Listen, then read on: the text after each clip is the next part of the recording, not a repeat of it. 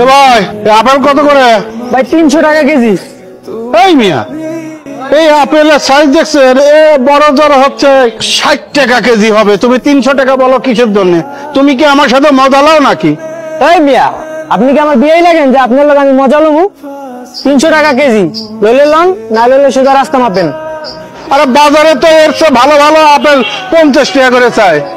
আরে ভাই, এই বাজারের সেরা আপেল আমার দোকানে, আপনি যদি নেন 300 টাকা রাখা দেবো, নিলে নেন, না নিলে রাস্তা মাপেন। আরে ভাই, এই আপেলের দেখছো কি অবস্থা? একটা কাজ করো ভাই, এই 60 টাকা দেবো, তুমি 1 কেজি ভালো ভালো আপেল বাইসে তুমি মাপ দাও। আপনি কইলেন আর আমি আপনার দিয়ে দিলাম।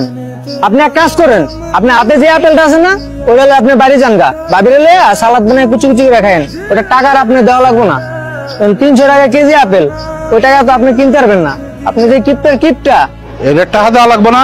না টাকা দেওয়া লাগবো না, আপনি রাস্তা মাপেন, বাসায় যাইয়া সালাদ করে খাইয়েন। পচা আপেল, এই যে বড় জোর 50 টাকা 60 টাকার আপেল 300 টাকা চায়, কত বড় একটা আপেলটা তো আমার টাকা দিয়ে কিনা লাগলো না, মাংনি দিয়ে দিছে।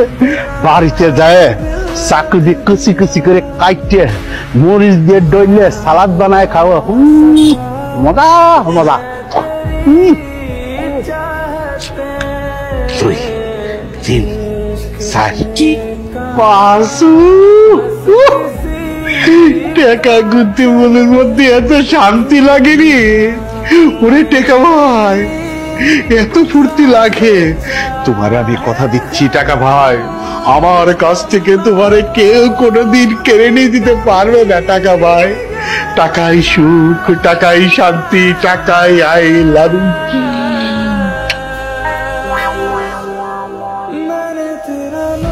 কে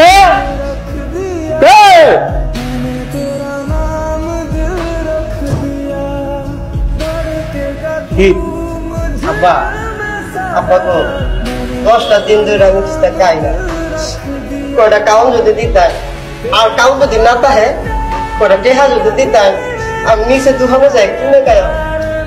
কি কও? আমি তো কিছুই বুঝতেছি না, আমি তো কানে ঠিক মতো শুনি না, কানের সমস্যা। অসুবিধা নেই, তুমি থাকো, সমস্যার সমাধান করার ব্যবস্থা করতেছি। আমার বউরে ডাকতেছি। ও বউ, বউ, ও বউ।